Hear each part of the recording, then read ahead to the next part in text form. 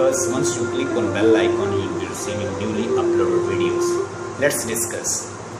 Now we'll discuss the points in Gulliver's Travel as an allegory. Gulliver Travel एक allegory है, एक allegorical work है. ये carry करती है टू मीनिंग. एक तो मीनिंग आपके सामने है जो आपको नज़र आ रहा है कि जी बच्चों की टेल्स हैं, उनको इंजॉयमेंट करने के लिए, उनको एंटरटेन करने के लिए, फन देने के लिए, उनको सूद करने के लिए, बच्चों की इंजॉयमेंट के लिए लिखी गई है जी. बहुत बड़ा एक जायंट लाइक इंसान है, उसके ऊपर जो बोने हैं वो उसको कभी उसका तमाशा लगाए फिरते हैं. उनके लिए ये एक बड़ी क्यूरोसिटी है कि वो ऑब्जेक्ट ऑफ क्यूरोसिटी उसे ले रहे हैं. ठीक है. दूसरे हमने ब्रॉपडिंग नेक में देखा कि वहाँ पे भी ऑब्जेक्ट ऑफ एक क्यूरोसिटी है. क्या ग्लेवर वहाँ पे भी जाता है तो वहाँ पे भी लोग छोटा सा समझते हैं. इवन के फीमेल उसे अपने ब्रीस्ट के ऊपर लिटाती हैं और उसके साथ खेल रही हैं और अजीबो किस्म की लस्ट और हवस शो करती हैं. और हमने देखा कि वो उसका तमाशा लगाए फिरते हैं, कभी कहाँ ले जाते हैं, कभी कहाँ ले जाते हैं. अल्टीमेटली किंग और क्वीन के पास ले जाया जाता है, उसके लिए बॉक्स बनाया जाता है और वो क्वीन जो वहाँ का जो किंग है वो उसे अपनी स्टोरी बताता है और ये उसको फिर अपनी स्टोरी बताता है. तो वो एक छोटी सी स्पीच करता है कि तुम्हारे जो लोग हैं उन्होंने बेकार बुक्स लिखी हैं और वो एक ऑडियस वर्मन से कीड़े हैं जिनको जो लैंड है उनको कराल करते हुए अपने ऊपर भी अच्छा महसूस नहीं करते. ठीक है. उसके बाद हमने देखा कि गलिवर जो है वो भी बताता है कि हमारे जो इंग्लिश पीपल है उन्होंने बहुत सारे गन पाउडर बनाए हुए हैं, उन्होंने बहुत सारे मिसाइल बनाए हुए हैं, बहुत सारी वेपन्स बनाए हुए हैं लोगों को दबाव बर्बाद करने के लिए और दूसरों के कंट्रीज़ पे कब्जा भी करते हैं. देखिए ना, वो उस वक्त कब्जे कर रहे थे लोगों की कंट्रीज़ के ऊपर, मिडल ईस्ट, यूरोप और इसके अलावा ये सब कॉन्टिनेंट के ऊपर. वो कहता है ये दूसरों के कंट्री पे कब्जे भी करते हैं. ठीक है. फिर उन्होंने बताया, वो ये भी डिस्कस करता है कि हमारे जो लोग हैं वो इस ग्रिडी हैं, लस्टी हैं, इस तरह के वो लोग हैं. ठीक है. वो कहता है जी हमने बहुत बड़ी बड़ी किताबें लिखी हैं पॉलिटिशियन के लिए, पॉलिटिकल जो अफेयर्स हैं उसके लिए बड़ी बड़ी बुक्स लिखी गई हैं. वो कहता है जी ये बुक्स लिखने की बात ही क्या है. अगर एक इंसान एक गल्ला पैदा कर रहा है, एक खोशा पैदा करता है, दूसरा दो करता है तो वो पहले से ज़्यादा बेहतर है. यानी किसी को परफॉर्मेंस को जानने का तो बड़ा अच्छा सा कहता है कि शॉर्ट सा तरीका है. ये ब्रॉपडिंग नेक का जो किंग है वो उसे कहता है. हाँ जी.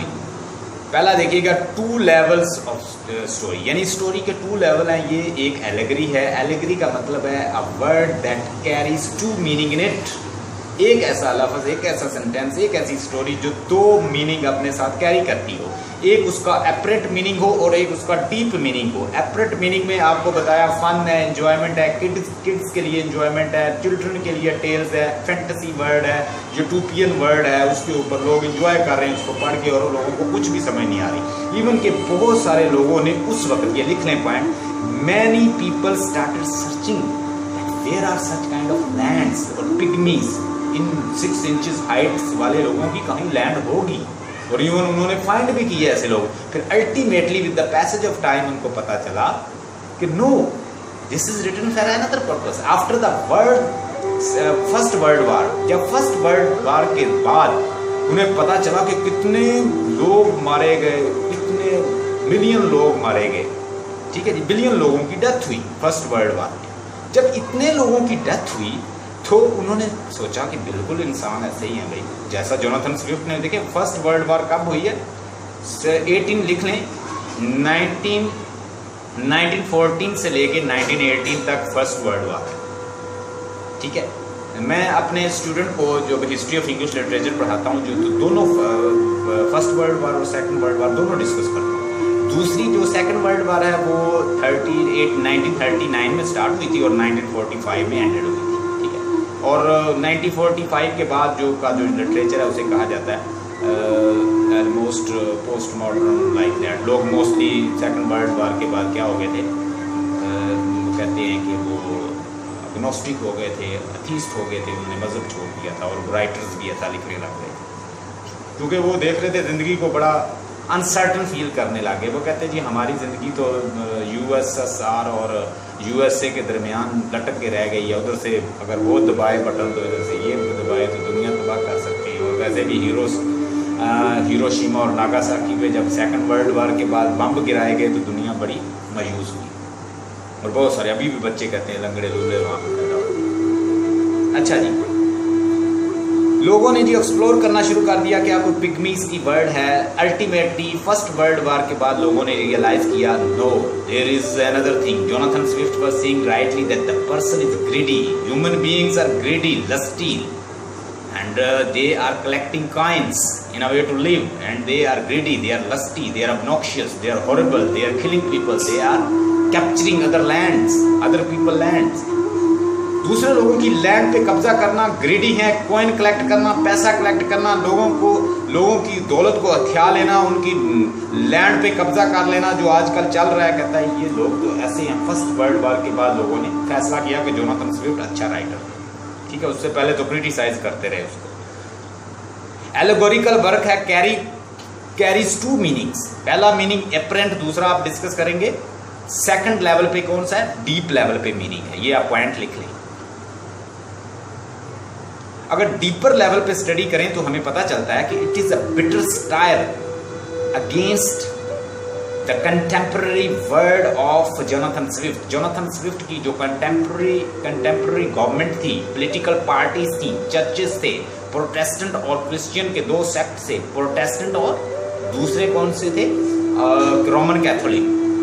ٹوری اور وگ کے درمیان یہ تو بہت بڑا سٹائر ہے. لوگوں نے جب اس کو study deeply, people started finding آئی لینڈز.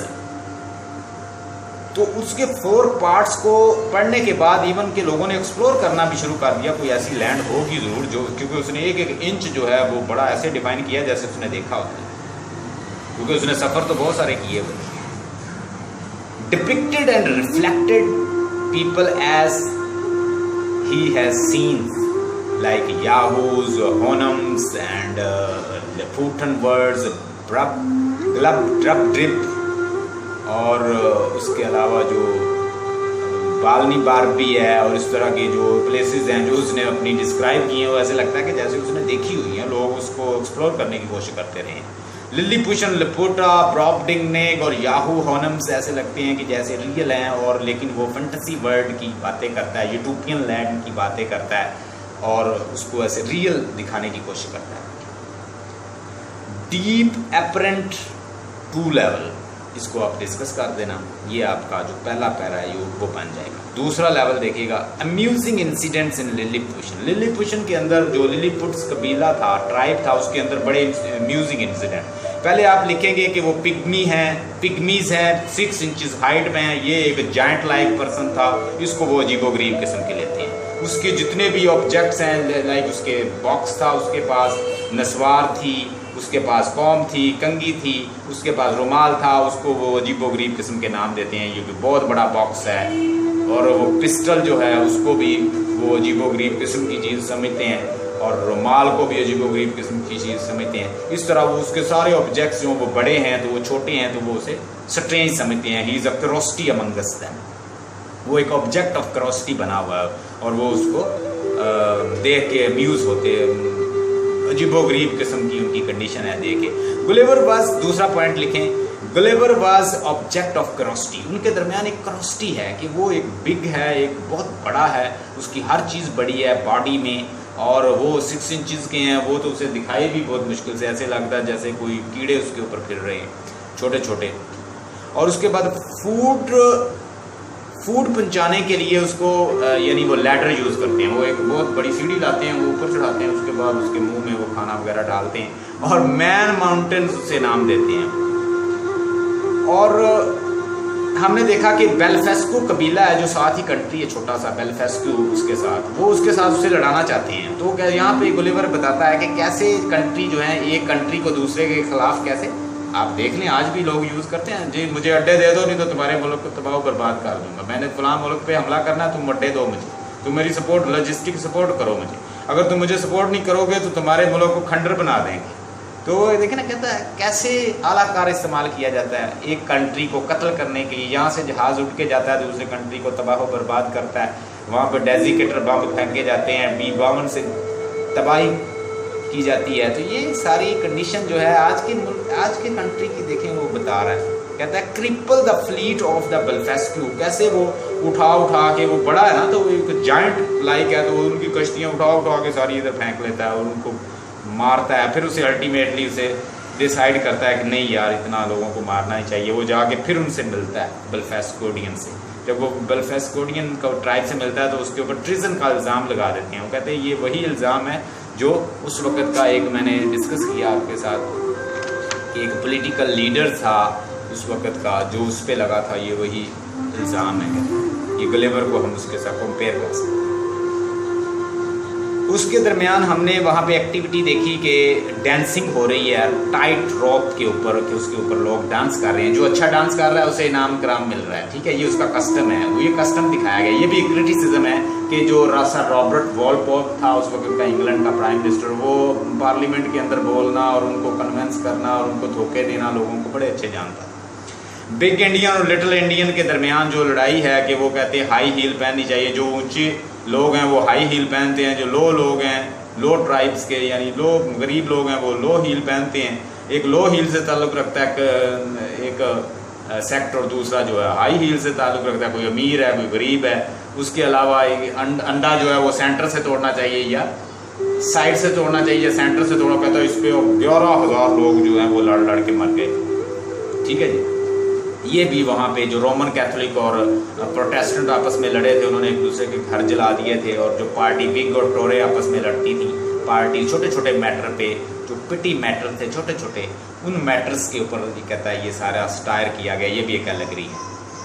یہ ایٹ دا سیم مومنٹ ہم اس کو سیٹریکل ورک کے لیے بھی استعمال کر لیں گے. یہ سائن اچھا. پھر ایک ان کا ایک عجیب و غریب قسم کا ایک اور اس کا بلیو تھا، دے بری دیئر ڈیڈ. یہ بھی ہم للی پوشن کی جو لکھیں گے نا ان کے بارے میں، اس میں وہ کہتے ہیں they bury their dead with their head directly downward ورڈ. وہ اپنے مردوں کو ان کا سر جو ہے وہ نیچے کی طرف دباتے تھے، ٹانگیں اوپر کر دیتے تھے. یعنی ایک سیدھی قبر کھولتے تھے اور ان کا سر نیچے اور ٹانگیں اوپر. وہ کہتے ہیں 11,000 مون کے بعد جب 11,000 مون ہوگا نا، جو خود سیدھی لینڈ جو ہے اپ سائڈ ڈاؤن ہو جائے گی تو یہ سیدھے ہو جائے گی. یہ ان کا ایک سپرسٹیشس بلیو ہے. آج بھی آپ نے دیکھا ہوگا کہ لوگ بڑے بڑے پیروں کے پاس جاتے ہیں اور جو پیر ہیں وہ جو ان کی حالت کرتے ہیں وہ آپ میڈیا پہ دیکھ ہی رہے ہیں. They bury their dead with their head directly downward because they hold opinion that after the 11,000 moon they will be upside down. کہ خود یہ سیدھے ہو جائیں گے. ٹھیک ہے، یہ ان کا سپرسٹیشس بلیف تھا. اس کو کہتے ہیں توہم پرست. آگے دیکھیے گا انکریڈیبل سائز.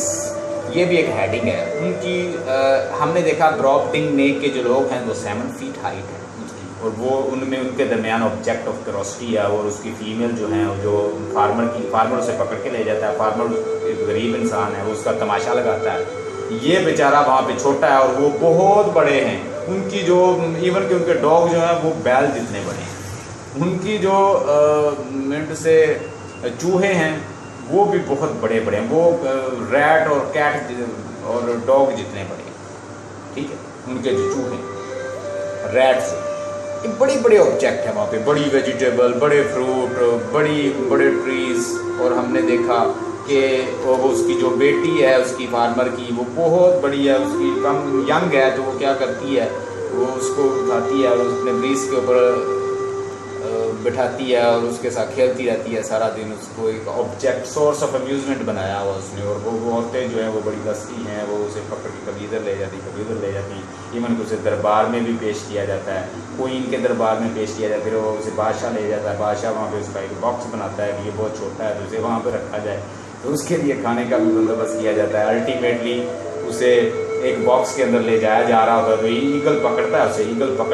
ایگل اسے پکڑ کے تو وہ اوپر لے جاتا ہے اور سمندر میں دوسرا ایگل جو ہے دوسرے ایگل سے چھیننے کی کوشش کرتا ہے باکس اور پھر وہ گر پڑتا ہے وہاں پہ. تو وہاں سے پھر ایک جہاز کے ذریعے وہ اپنے گھر پہنچ جاتا ہے. تو یہ اس کی براپٹنگ نے کی سٹوری ہے. انکریڈیبل سائز ہے. آپ لکھیں گے کہ وہاں کا جو ریٹ تھا وہ ڈاگ جتنا بڑا تھا، ڈاگ جو آکس جتنا بڑا تھا. اور جو لائسز تھیں جو اس کی وہ جو اس کے کپڑے پہ لائسز پھر رہی تھی کسی کے اوپر، تو وہ بھی کہتا ہے کہ وہ آنکھوں سے دیکھی جا سکتی جتنی بڑی تھی. کرٹیسزم کیا ہے کنگ پر इंग्लैंड के ऊपर किंग जो है अपना क्रिटिसिज्म देता है, किंग के माउथ के ज़रिए, जो ब्रॉडिंगने का किंग है वो क्रिटिसिज्म देता है कि तुम्हारे जो लोग हैं वो क्या हैं, वो बिल्कुल एक ऑडियस वर्मन की तरह हैं, और इसके ऊपर नेचर जो है खुद वो सफ़र करती है तुम्हें अपने ऊपर चलाने में, चलते हुए भी तुमको अच्छा नहीं समझती। ठीक है, ये कोटेशन आप याद कर लीजिए। आगे चौथा पॉइंट है, चौथी हेडिंग है, music and geometry is the chief interest in लेपोटा। लेपोटा जो हमने साइंटिफिक आइलैंड देखा, लेपोटा के अंदर हमने देखा कि उन्होंने अपनी इतनी तरक्की की है कि उन्होंने अपना एक आइलैंड जो है ऊपर बना लिया है, कुछ लोग नीचे रहते हैं, जो बड़े लोग हैं उन्होंने, वो भी एक स्टायर है। ठीक है, ये भी एक अलग की कैसे हमने देखा कि वहाँ पे उन्होंने सीढ़ी दी और ये अल्टीमेटली ऊपर जाता है, ऊपर की लोगों को देखता है तो वो बिजी हैं, वो अजीबोगरीब किस्म के स्ट्रेंज किस्म के एक्सपेरिमेंट कर रहे हैं। ह्यूमन वेस्ट को कहते हैं जी, ईटेबल चीज़ों में कन्वर्ट कर रहे हैं, और कहते हैं पहले नीचे से घर बनाया जाए तो कहते हैं जी ऊपर से हम नीचे बनाएंगे। खीरे के अंदर से रोशनी तलाश की जा रही है, अजीबोगरीब किस्म के यूजलेस एक्सपेरिमेंट कर रहे हैं, और इंग्लैंड का पैसा वो कहता है साइंटिस्ट जो हैं वो लगैडो जो उनकी लेबॉर्ट्री है उसके अंदर ज़ाया कर रहे हैं। ये भी उस वक्त के जो साइंटिस्ट हैं उनके ऊपर स्टायर है, ये भी कैटेगरी है। ठीक है जी। अच्छा, हमने ये देखिएगा आगे हम यहाँ पे डिस्कस करेंगे, पॉइंट लिख लें, फ्लाइंग आइलैंड को डिस्कस करेंगे। ठीक है, और हम देखेंगे कि ये क्रिटिसिज्म है जॉर्ज वन और क्वीन एन के ऊपर, क्योंकि वो अजीम लोग थे, बड़े लोग थे, गरीब लोगों को वो अपने बराबर का नहीं समझते थे। लगैडो जो ज्योमेट्रिकल उनका इंटरेस्ट है, मैथ का, साइंस का, म्यूज़िक का, ज्योमेट्री का, इवन के वो खानों के अंदर मटन की